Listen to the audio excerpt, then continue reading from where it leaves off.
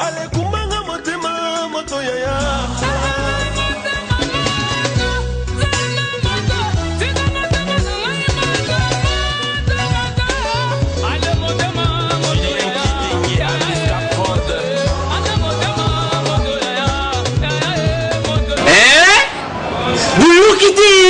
Vous kaka.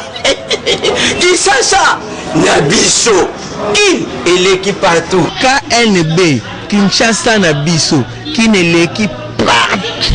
Kisasa et l'équipe partout. Mais comment les abîmes, pardon. Jima c'est la yolo raté. Et on a bien yo. Ah, Jima Mokende. Où est là? Banakin. Qu'est-ce qu'on a déjà zappé? Ce couteau nango. KNB Téléma. KNB Téléma qui chasse l'équipe partout. Jima Mokende. Où est là? KNB ko zappé ce couteau nango. Check au Vandi. Vendredi malamuna balandi nyonso ya magazine KNB et le bela kabino ba réalité à Ville Kinshasa. Et bienvenue dans le magazine Nabino. Mauvais traitement oyo ba journaliste bazalaka victime lors ya ba manifestation politique. Yango KNB c'est libino réflexion oyo.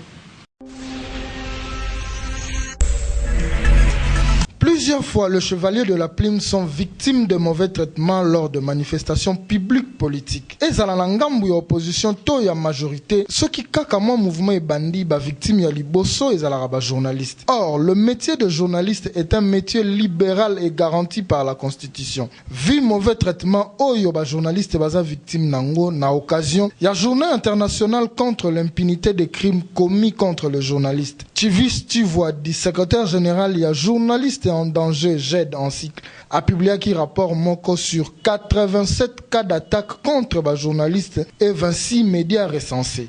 Rapport Wana et Lobby Lissusuke, au moins une dizaine de professionnels des médias ont été attaqués ou interpellés par les éléments de diverses forces de sécurité lors de l'événement malheureux le 19 na le 20 septembre. Journaliste a censé exercer Moussala Naïe librement parce que son rôle est d'informer la population et genre ya ba traitement na eza malamuti. Na corporation journalistique esengeli ko sala musala na impartialité parce que journaliste a censé kotikala au milieu du village. Donc mutu na mutu asala musala na ye po mabe ezalate. Kinshasa et l'équipe partout. KNB kendaki kokutana na ba journaliste ya ba différentes chaînes ba pesa biso ba point de vue na bango par rapport ya prix ya bonne gouvernance oyo UNPC à remettre na matata puni. Kinshasa l'équipe partout magazine na bino etambo na ba rédaction pour na kosana ba journaliste par rapport ya prix oyo UNPC pesa ki premier ministre pour na bonne gouvernance yango to kosana ba journaliste ba me camper ko yebisa biso soki eza pour na kokitisa crédibilité te na musala oyo ba journaliste ba sala rabo ka bango na micro ya KNB. Canicité que Goko quitte sa crédibilité à profession parce que c'est parti sur base à Bafé. Les journalistes à la moto à l'obélara Bafé de manière objective. Mais ce qui est vrai, contradiction comme on en a parce que malgré Baos et budget, ba prévision même les cadres macroéconomiques, ça ne se fait pas sentir dans le quotidien de la population. Et le fait qu'il y a ce contraste-là entre vie et peuple à vivre au jour le jour, le Premier ministre Asa Koloba, ils ont créé contraste. C'est vrai, sur base de documents, il y a des experts, tout ça, on peut bien brandir. Mais ceux qui n'ont pas panier à ménagère, on ne sait pas vivre ça, on est comme le Romsus. Est-ce que vraiment Bandego, Oyabiso, Oyangaï, doit surveiller la prime, il y a presse, tu éviter. Est-ce que vraiment, il faut pas flatter le Premier ministre? Ou bien basali po été na éviter eloko nini e batem na kati wana UNPC to éviter ba revoir nanu eloko wana est-ce que pour na bango basali eloko wana po ba flatter ba benda mo eloko ou bien te basali yango po toujours ko yeba mate nazo partager mingi au point de vue en ce qui concerne surtout bonne gouvernance ndenge bazo latisa pris wana chapeau puis bazo kolonga na personne il y a Matata Ponyo toujours respecté mingi premier ministre Nabiso Matata Ponyo qui en fonction à la Kakibiso et que à ça là en sorte que budget la biso da quinquennat nae et comme on a 40 milliards mais biso surtout que budget tant où il y a kotaki ils a qui 6 à 7 milliards mais le budget est chuté na 4 milliards na de part na. Alors il faut se poser question, bonne gouvernance yango ezani et puis ba indicateur nini o eza na disposition ya ba oyo ba primaki ba proposer pour prouver réellement qu'il y a eu bonne gouvernance. Yango biso en tant que responsable et puis en tant que journaliste to koki kondima yango boete et puis ça devoir na biso to loba que eloko wana eza ainsi que essentialité. Le fait déjà il y a kozwa prix qu'on sa premier ministre déjà quelque part ils ont fauché moussala journaliste. Parce que ce qui bopesi mutu prix, c'est-à-dire bolakisi que yende azali na vérité azali na excellence nyonso. Mais est-ce que ce que totali toke totuni population, est-ce qu'il y a solo prix wana population a ressentir yango na kati ya assiette na ye ezali te.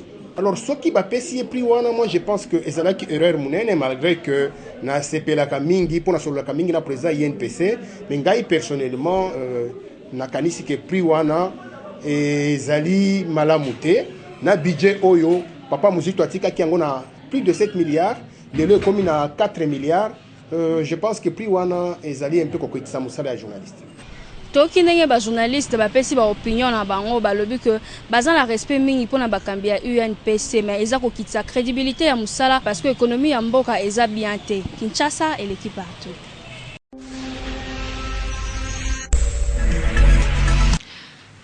Il a pris à bonne gouvernance oyo UNPC remeta ki na matata ponyo bakino pe bazanga ki malobate ba réagir na micro ya KNB. Botikanga inazonga mboka ba botanga tikanga inazonga nalembi nyokoli tikanga inazonga nazonga pe te ko soana ba kinoa kaka par rapport ya prime au UNPC et pesa ki premier ministre pour na prix ya bonne gouvernance ba kinoa pe oyo bazanga ki malobate balobi na micro ya KNB. Est-ce que vraiment na ndenge ya bosolo vraiment matata ko yuko zo prix wana vraiment na mboko ndenge ezali boy batu bazo futa mate batu bazo zala engagé te eloko moko ya malonge zo sala mate banzele za ya kokufa kaka prix wana vraiment bakoki ko décerner prix ya bonne gouvernance batu baza impayé bana bazo tanga te banzele za ya kokufa bake no décerner premier ministre prix ya bonne gouvernance na ebité so na mboka ni makambo ko sala manenge zo sala mais pas na biso vraiment a mérité yango ata mukete na muto apesi ye pe en tout cas il fallait raisonner bien. L'air moko soki mutako prix wana mutako pesa zate bo garder en kaka ki bo pesa. Moi qui vous parle me paye comme un célibataire hein na botate na balate na kona bise mon tout cas l'état. Jusqu'à présent nous ne sommes pas payés. Na mboka nini tozala par semaine dollar et kiti tozongi na après-midi dollar et mati ezo s'afflammer na quoi vie sociale les bateaux et dépendant na babilo kwana. Mais actuellement, ça ne va pas. On a vu ça. Mérité. Toki ndenge bakino ba pesi ba opinion na bango ba lobi que UNPC esali yango un peu tôt donc fallait qu'ils aient la sundambu avant ya kopesa parce que situation sociale il y a peuple les gens malamu te et puis vie économique et aussi mbana noté donc fallait qu'ils basent la norme qui est wana ndenge population à lobi Kinshasa et l'équipe partout.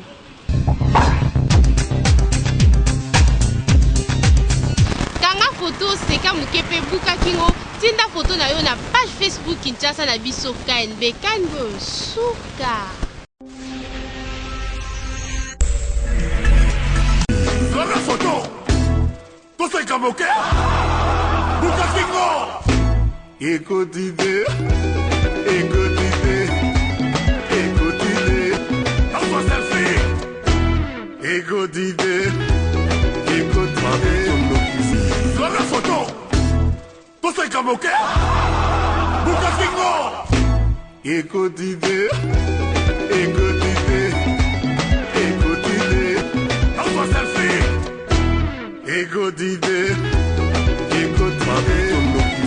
la photo tout c'est comme OK Buka Kingo écoute idée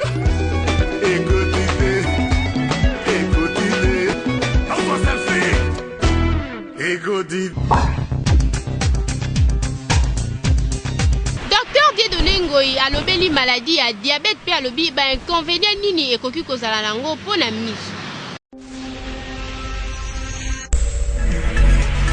Le diabète est un trouble de l'assimilation, de l'utilisation et du stockage du sucre dans l'organisme, et ce sucre provenant de l'alimentation. Et c'est ce qui se traduit par la glycémie. On distingue principalement deux types de diabète. Le diabète de type 1, ou le diabète insulino-dépendant, c'est le diabète qu'on retrouve chez les jeunes. Le diabète de type 2, ou non insulino-dépendant, et c'est celui-là qu'on retrouve chez les sujets âgés. Les symptômes du diabète sont le reflet de l'hyperglycémie. On retrouve chez le diabétique les signes comme la fatigue, les urines abondantes, une soif intense, une perte de poids. Chez certaines personnes, on retrouve une cicatrisation des plaies qui est un peu trop lente. Et ces signes sont principalement des signes qu'on retrouve dans le diabète du type 1. Tandis que dans le diabète du type 2, les signes sont un peu mineurs et parfois même ces signes se passent inaperçus. Le traitement du diabète, comme nous l'avons dit, dépend du type. Il y a le diabète de type 1 qui est insulinodépendant, c'est-à-dire le malade sera soumis au traitement à l'insuline. Et le diabète du type 2, celui-là, on donne, chez ces personnes-là, on donne des antidiabétiques oraux. Oui, effectivement, le diabète attaque l'œil. Lorsque le diabète attaque l'œil, c'est parce que lorsque le sucre est élevé, cela se traduit par une modification au niveau des vaisseaux. Et cette modification au niveau des vaisseaux, les vaisseaux de l'œil, font que les vaisseaux changent, n'accomplissent plus leur fonction normalement. C'est ainsi que au niveau de l'œil, on trouvera par exemple, au niveau de certaines structures de l'œil, au niveau de l'iris par exemple, on peut trouver une rubéose, c'est-à-dire des vaisseaux qui se développent au niveau de l'iris. Au niveau du nerf optique, on peut retrouver un glaucome. Au niveau du cristallin, par le fait qu'il y a diabète, il peut y avoir le développement d'une cataracte. Et la complication qu'on retrouve très souvent, l'atteinte qu'on retrouve très souvent au niveau de l'œil, c'est l'atteinte au niveau de la rétine et qui se dénomme la rétinopathie diabétique.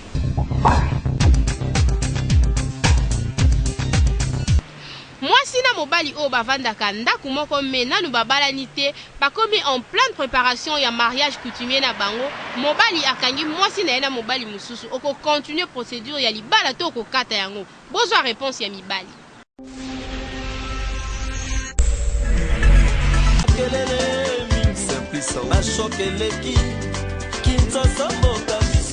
Pourquoi toujours la mwanama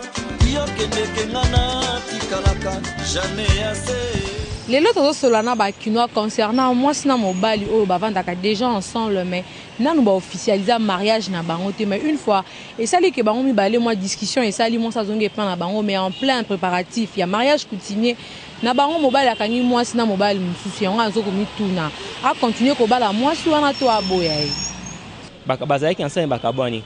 Moi, si peut quand même à quoi il y a une moto, à proposer ensemble. Mon bal peut côté ça y est qu'on a Monica Zuba moi qui bat la moi si et tant accueilli. Maintenant accueillir par exemple la moi si et qui a coûté un problème maintenant. Il faut pas comprendre moi si qui bat ensemble. Il faut pas taper avantage né par rapport à mon bal à Sikazu. Est-ce mon bal à Sikana azar meilleur par rapport à mon bal à Kala. Donc Zara bon il balé la place avantage les alliés. Donc la réponse à par rapport à ça bon. Bon on a encore continué d'y parce que Alngaïb ça bien avant ceux qui allaient moi relation mon boy les bani non mais même tandis qu'à Ebisinga témoin a continué les actes si le bala parce qu'ils sont infidèles moi si on a za moi ko balate tous ala qui na confiance moko boye parce que pour le moment que ton to régulariser confiance wana ezala na miso abato pe liboso ensemble mais na kuti okomi na défaite mususu automatiquement aux amours ko fana na le susté ko bala le susté amoni que côté na kendaki peut-être ça bien te yango s'engager côté mususu c'est inutile ya ko bala ya aboya moi si wana parce que ezaka lokola nzambe aide alakisi ke mwasi wana ata azalaka na ndako na ye alingi kaka ata donc alembi no atondi nano mibali te aza na moto akolingalinga ata azalaka na ndako na ye alingaka alingane kaka mobali donc nzambe aide bazwa matata moko boye mpo amona mwasi na ye ndenge azali amotema monene te quand même mobali no bozalaka na ye ebi baprojet boyaka nango mpona nini kwa matata moko elinga mobali mbamo non bavandaka nanu eza kanda esilaka nango elekaka nango mpona ngai vraiment désolé wana bauti koyoka ndenge bandeko mibali batelemeli comportement ya basi oyo bakose comporter bongo un jour na vie na bango vraiment mingi balobi ke bakoboya na bango libala na po azali mwasa malamu te mwa discussion moke yoke kolinga mobali mosusu ebongo soki akotisi yo na ndako eke aofficialité libala donc ata likambo ezaka moke yo okende na okotriche libala donc mingi baboyi na bango kobala ya basi ya bongo mais basi mpe oyebaka kose comporter ata matata ezali oyebaka ndenge nini ya kovanda mpe ya kosupporter bamakambo mosusu ekoyela bino na libala Kinshasa eleki partout.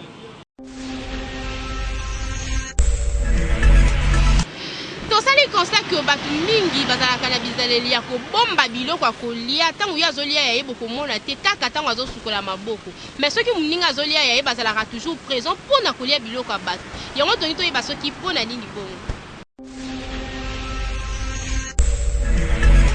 Na Kinshasa batu mingi bazalaka moyimi surtout na biloko ya kolia komona une fois za na eloko na ya kolia azobomba ngo na sac tota bombi mutu kuta comprendre te ke ya za na eloko kolia mais soka moni eloko ya batu motema soso motema moto bapesa ekuti to pimelie akanisi na ennemi yango tozosola na bakina mpona nini bato ebele base comportaka bongo abo mutu abongo ampref aza égoïste akabaka te aza mutu akabaka te alinga olela bato te mutu abongo mpo yeba noke wi te kokaba ezalaka na problème de nzambe mutu na mokili fo kaba po abila vie eza relation soko okabili ba opesa oye soka na eloko na ye aogele alingi te yanga na ye baki aza na eloko yangai azoya afomasa sisinga azolia ya ye pembe na ngai azaka afomasa kozala malamu koyeba kokaba koyeba kosolola kosobi kosolola te ozalaka yo mo foyeba kokaba d'abord kokaba tobana na éducation topa ya bino obota mo kokabaka te ata okolo oyeba kokaba te koya donc comprendre kokaba na nini parce que yo ko mablo olia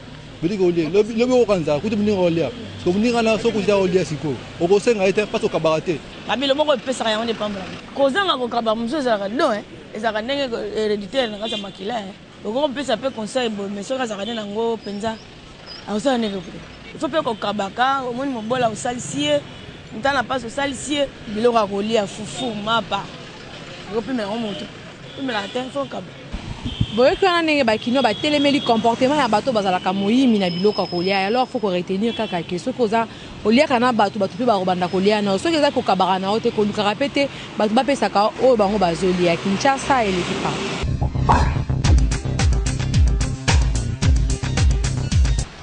yo moto mitungisaka mingi soki okozwa voiture ya kitoko mpe ya solo wapi Trust Company aza wana mpona bino oza intéressé zwa badetail na élément oyo. Nulle part ailleurs que chez Trust, des véhicules d'occasion de haute qualité avec moins de kilomètres dans notre stock. Vous y trouverez toutes vos marques préférées. Toyota IST, Toyota Passo, Mazda Demio, Toyota Yaris, Prado, Nissan Skyline et tant d'autres. L'équipe technique ne laisse rien au hasard avec plus de 60 points de contrôle pour vous assurer une conduite avec des véhicules en très bon état. Visitez le site www.japanesevehicles.com, faites le choix de votre véhicule et contactez Force One Service situé sur Colonel Ebea, numéro 56, immeuble Boncoin, côte à côte de la Napi, à 1 minute de l'hôtel de ville de Kinshasa. Ou appelez le 081 99 64 301. Email info@forceoneservice.com. Nous vous accompagnons dans toutes les étapes. Plaque d'immatriculation, assurance annuelle, transport Matadi Kinshasa et un service après-vente assuré. Un seul site, www.japanesevehicles.com. Force One, l'unique et le seul représentant de Trust en RDC. Le seul et l'unique événement de l'année est Zabongo Excursion Mounene au KNB Bongisi Mukolo ya le 13 novembre pour la fêter 365e édition ya KNB.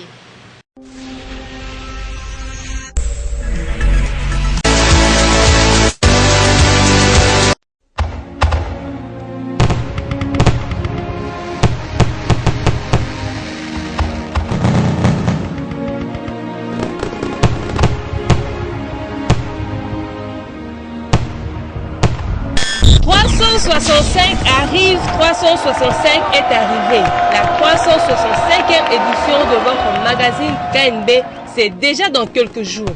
9 novembre 2015, 9 novembre 2016. Le magazine Kinshasa Nabiso, un an déjà.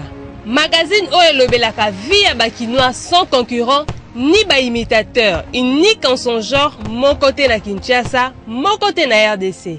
Boya ko fete na biso na mama na excursion oyo ko salama dimanche 13 novembre 2016, lieu d'embarquement ezabongo na gare centrale ya Gombe. Ensemble na ba partenaire ya tourisme et ya environnement, boya ebele potoko tamo la Kinshasa mobimba en mode touriste.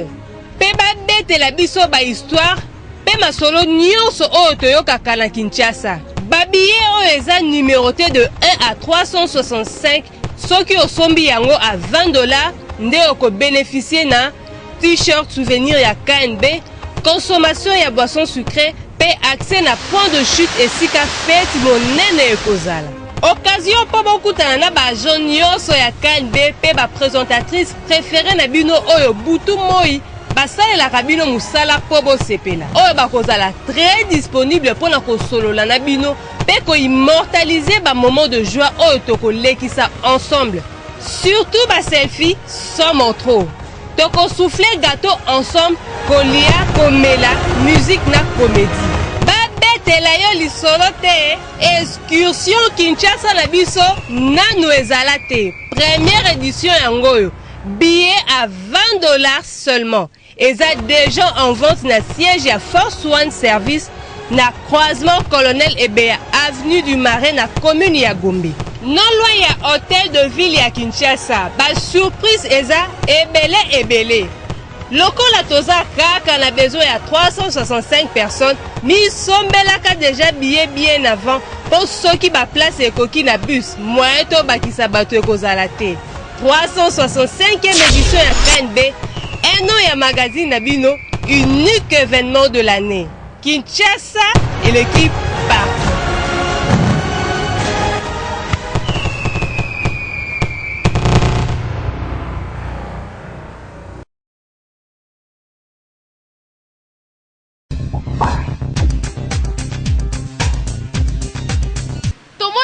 Na Kinshasa soki équipe polio romona ba supporters mi ba acceptaka kisi na bale mais na ba domaine mususu ba acceptaka kisi te yango tongi to yeba soki kisi na bale eza normal na ba domaine mususu nde eza normal te boza réponse ya bakilima. Na Kinshasa bato bakoma ko permettre équipe ezala na kisi donc bale ezala nango na kisi au moins na ko tsoka équipe wana bazo gagner te ko ka comité de recherche ezala ki distrait donc il faut ba renforcer pour ba la musa kisi na bale mais une fois muto aza ko émerger na vie na yo ko kaka kisi bato ba mona ka kisi ya bale malamu ke na vie ya mutu yango to so na ba kino ba ebisa biso pona nini bon na bale kisi ya nango normal na musu muto ko zo kisi te ko kisi na mutu so ko sa commerce azo abenda simona abenda mninga mbongo donc tout le monde a la faute ya mabe normal bazolon kisi ça dépendre ça dépend ya conception ya mutu ndenga zo kanisela parce que kisi na bale ceux qui bazo ba kisi na bale za malamu c'est parce que zo mona ki ba jouer entre ba on bolungu zalaka na nuté o mona muninga ko tira muninga kali ki likolo evimba po ya azo poste wana bon na ba domaine mususu ceux qui bazo mona yango mabe bon zo dépendre peka na batu wana mais na bayo basela rango ba trouver ngo malamu bon d'après nga na mona kisi za na importance mote donc nzambe kande alikinyosa bien ndenge ki ya protection ndenge ma BP zali so li ki vient ndenge ma BP ndenge ma BP o ndeko na yo po mata wana ndia ma BP so la ndela logique o protéger quoi on a yo po mécanique comme belé na misala o qui c'est ça un problème na valité parce que ba bo mamutu te qui c'est ça rapport na ko protéger nini équipe na biso ba joueur na biso po biso peto beta peto gagner na monde oya lelo e komi kaka bali nyonso komi kaka na kisi c'est ça na problème na bali te oui ba domaine mususu nini qui c'est ça mabe oui na bali ça normal boloki ndenge quelques kino ba émettre ba point de vue na bango vraiment pour na bango bazali na bango pour kisi ezala na bale ke na vie ya mutu vraiment eza ko kama mingi ya on a vie fo mutu fo koyeba kaka eloko lingi Kinshasa et l'équipe partout.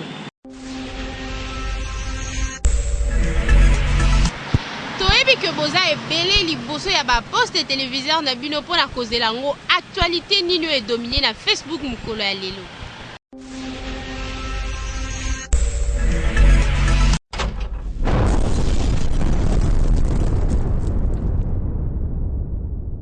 Tozobanda actualité Facebook ya lelo na maloba ya secrétaire interfédéral ya UNC Jean-Baudouin Mayo alobi que ceux qui ont peur de voir Kamere à la primature se calment parce qu'il est quasiment impossible d'envisager la nomination d'un autre membre de l'opposition à la tête de la primature. Kamere c'est l'homme idéal capable de fédérer toute l'opposition pro-dialogue autour de lui.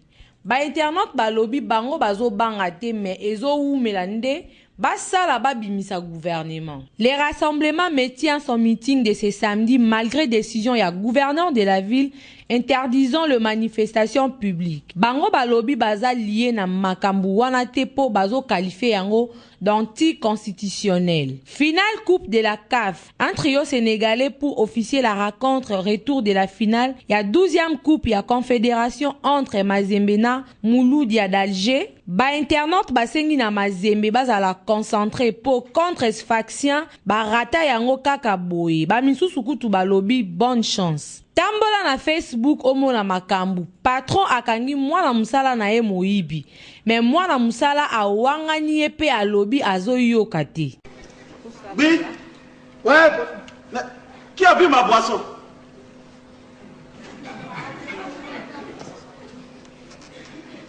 Qui a bu ma boisson? On te pose la question. Voilà. Mais je te parle. Quoi? Tu n'entends pas ce que je dis? Je dis qui a bu ma boisson? Je n'entends pas où? Tu n'entends pas où tu es là? Quand on est ici, là, si tu es là-bas, quelqu'un qui est ici. Attends, faut pas te foutre de moi. Non, tu ne pas te foutre de moi. Patron, on n'attend pas ici. Ça fait 2 années que tu es avec moi, je te fais confiance, faut pas te foutre de moi. À cette distance-là, quand on parle à quelqu'un, il n'entend pas. Patron, si tu veux, mets-toi ici. Tu es sûr? J'ai dit si tu veux, mets-toi ici. Je te jure, si je me mets là, et quand tu me parles et que j'entends, je te renvoie. Patron, tu es libre. Je te renvoie aussitôt. Tu es libre, mon patron. Si je me mets ici, quand tu me dis quelque chose, si j'ai entendu, je te renvoie. Patron, tu es libre. Ok, mets-toi là. Dis-moi quelque chose. Patron, qui est sorti avec, qui a couché avec la bonne hier? Qui a couché à la bonne? Patron, c'est quand il parle, tu attends. Tu as raison. On n'entend pas. On n'entend pas ici là. C'est vrai. On n'entend pas. Je te jure, oui. On n'entend pas. On n'entend pas. Oh chérie, ne te fous pas de moi comme ça. Madame, on n'entend pas. Tu as osé sortir avec la bonne? Je te jure. Quand on est ici, on n'entend pas. Tout ce qu'il a dit, je n'ai pas entendu. Est-ce que je passe? Madame, mets-toi là. Va-t'en. Si tu dis que je m'en mets-toi ici. Madame, mets-toi là. Ici là. Je n'aime pas ça. Mais quand tu es ici là, quand les gens ils partent, tu ne peux pas attendre. Mais comment ça? C'est qui est ça? C'est lui qui est ici là. Madame, qui était hier à l'hôtel avec le jardinier? Qui était à l'hôtel avec le jardinier hier nuit? Toi là, on te pose question, réponds. On n'entend pas. Ici on n'entend pas. Ici on n'entend pas. On n'entend pas comment? On dit que t'as... Quand on est ici là, on n'entend pas. Quand on est ici, on n'entend pas. Ati Facebook o ezobimisa bango nyonso kala me kala makasi bokolanda Kinshasa et l'équipe partout. Merci la confiance et fidélité au pesaka na magazine na bino tokutani mkola lobina Tanya Mavambu Kinshasa et l'équipe partout.